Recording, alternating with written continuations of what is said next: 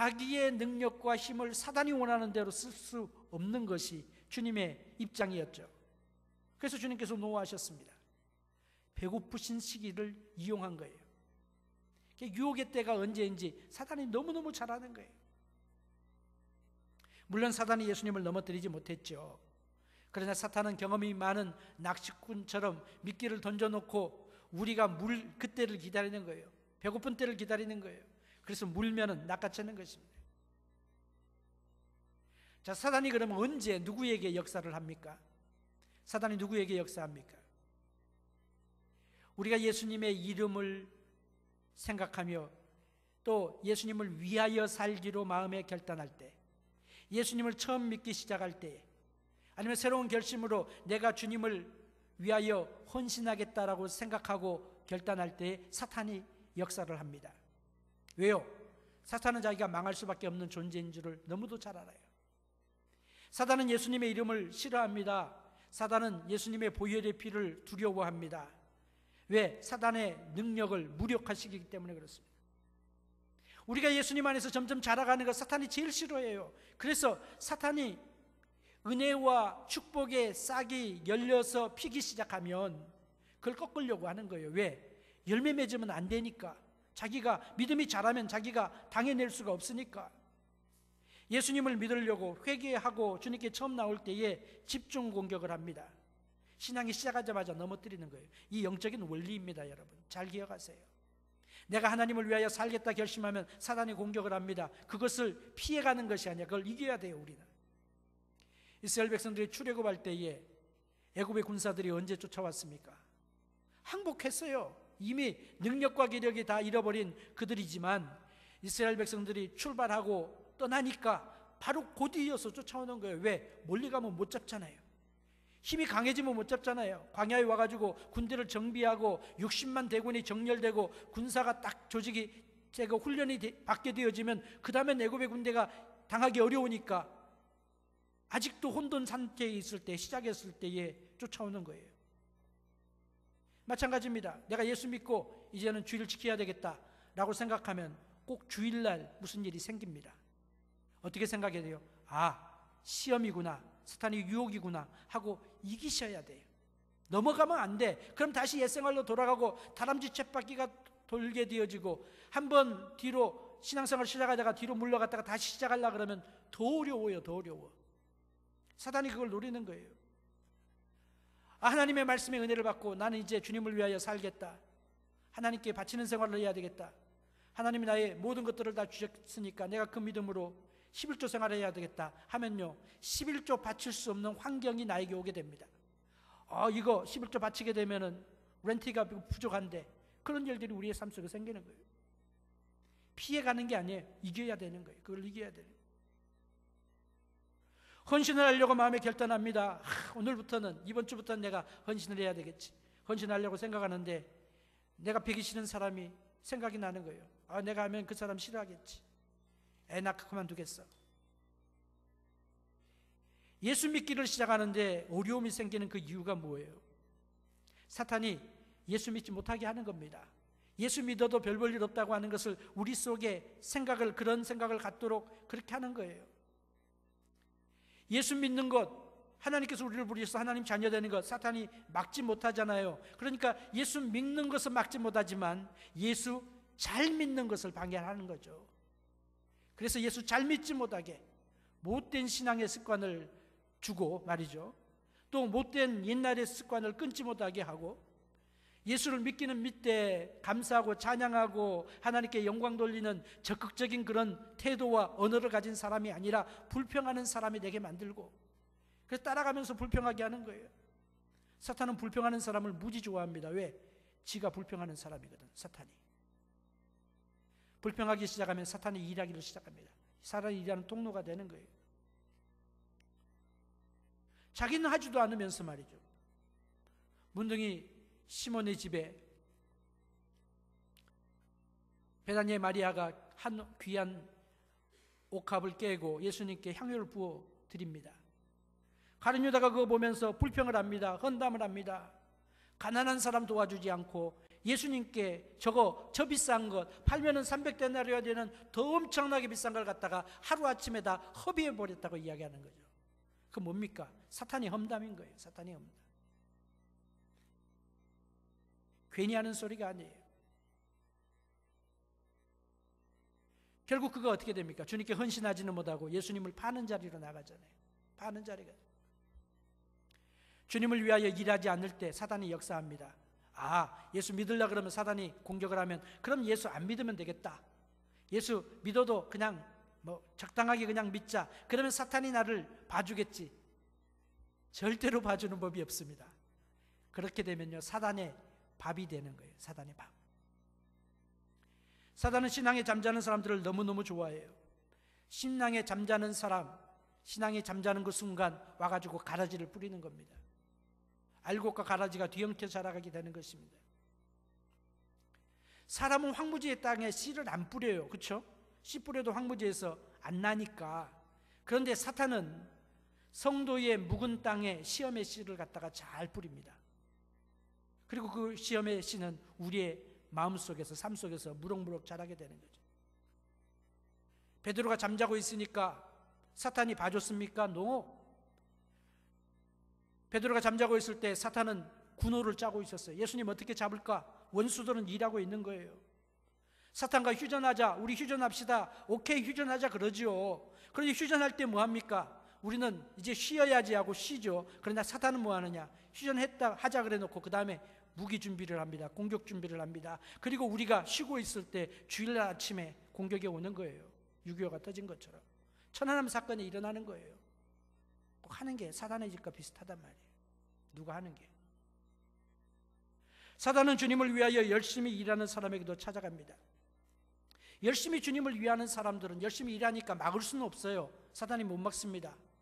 주님을 위하여 헌신하고 희생하고 막 그러는데 어떻게 막아요?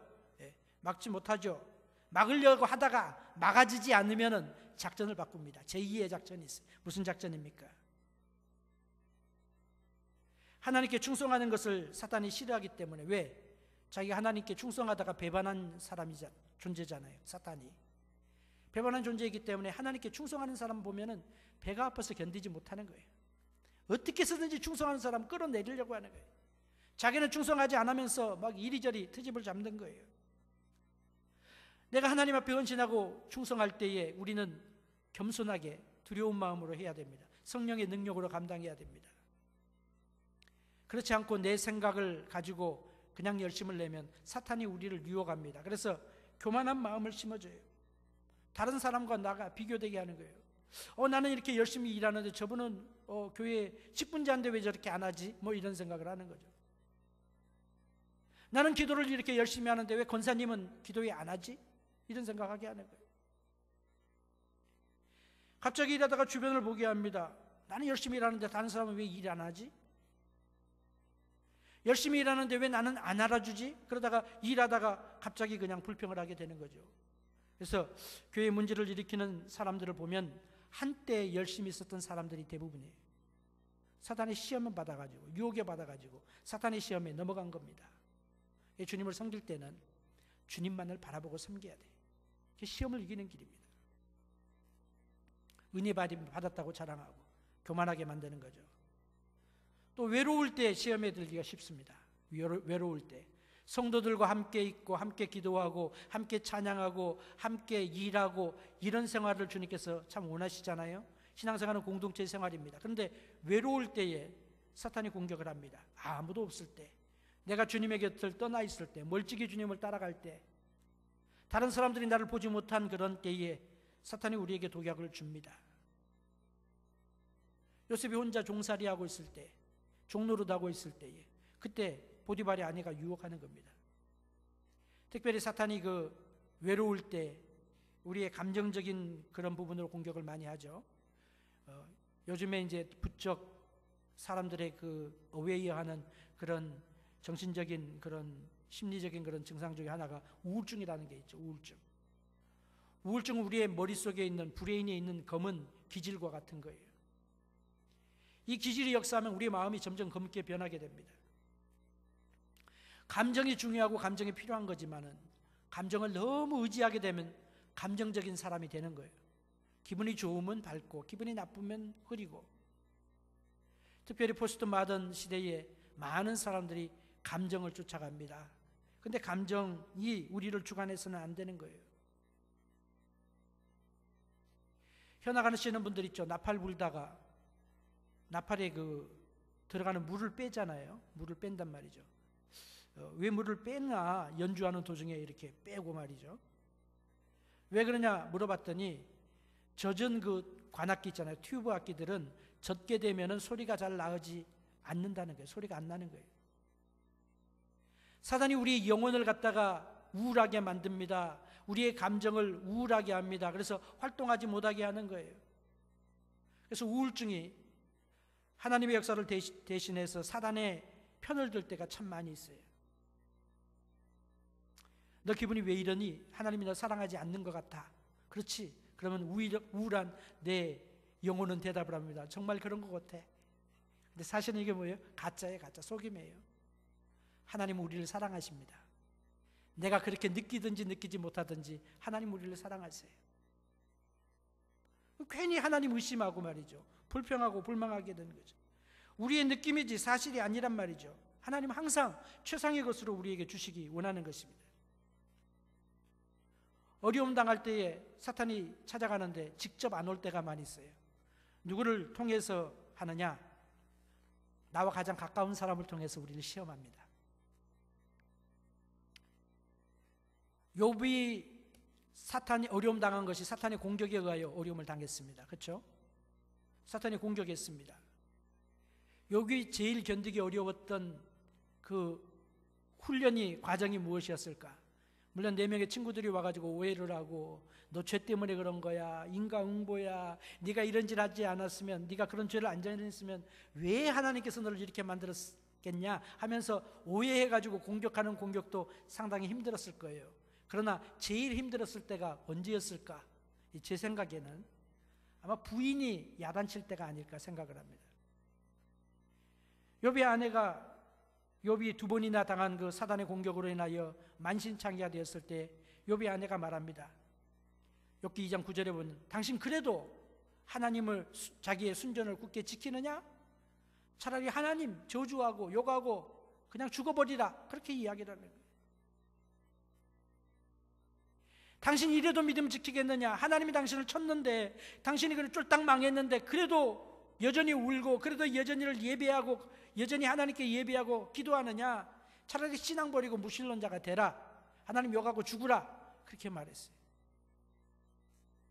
시험 받을 중에 받는 가운데 가장 아픈 화살이 무엇으로 만든 화살인 줄 아십니까?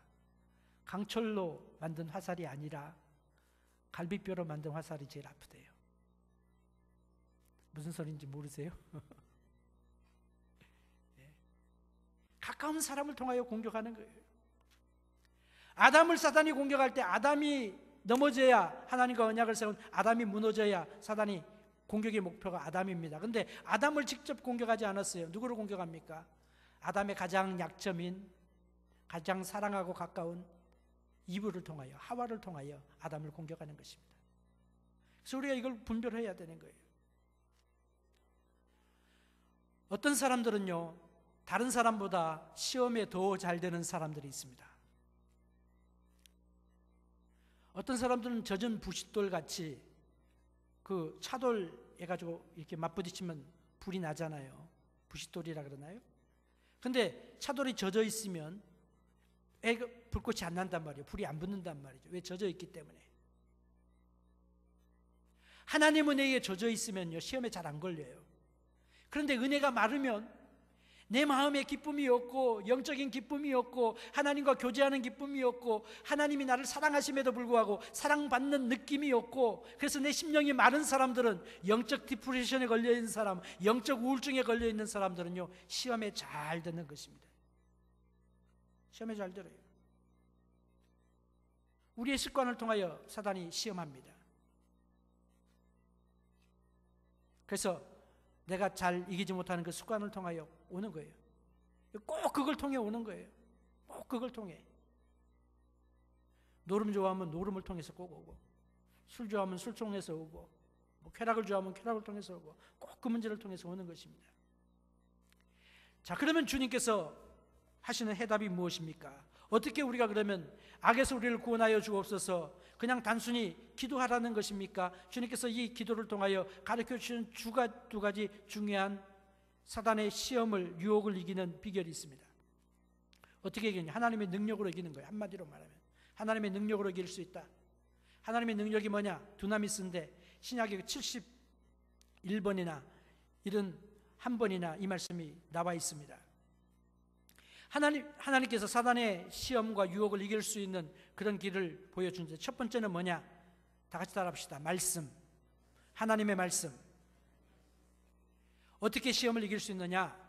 시편 기자는 시편 119편 9절과 11절에 보면 청년이 어떻게 범죄하지 않느냐? 내가 주께 범죄치 아니하려 하여 주의 말씀을 내 마음에 두었나이다. 사단이 내 생각을 통하여 내 마음을 뒤흔들므로 우리를 유혹하니까 내 마음속에 사단의 시험과 유혹이 올 때에, 사단이 나쁜 생각을 집어넣을 때에 흔들리지 아니하는 하나님의 말씀을 내 속에 채워놓고 있어야 된다는 거죠. 그냥 말씀이 아니라 들은 말씀, 공부한 말씀, 암송된 말씀, 묵상된 말씀, 그래서 나의 삶에 체험되어진 그 말씀이 나의 마음속에, 삶 속에 있어야 되는 것입니다. 시험을 어떻게 이기느냐? 잘 들으세요. 나의 약한 부분이 뭔지를 한번 생각해 보세요, 여러분. 오늘 이 시간에 나는 없어요 그렇게 생각하지 마세요. 그 영적인 착각입니다. 나의 약한 부분이 있어요. 내가 시험 잘 되는 부분이 있어요. 자존심이, 심적이 그런 사람은 자존심을 통하여 공격할 것입니다. 육체적인 유혹이 약한 사람은 육체적인 유혹을 통하여 공격할 것입니다. 자, 근데 내 약한 부분이 있어요. 근데 나의 약한 그 부분을 내가 유혹받을 때에 내가 하나님 말씀이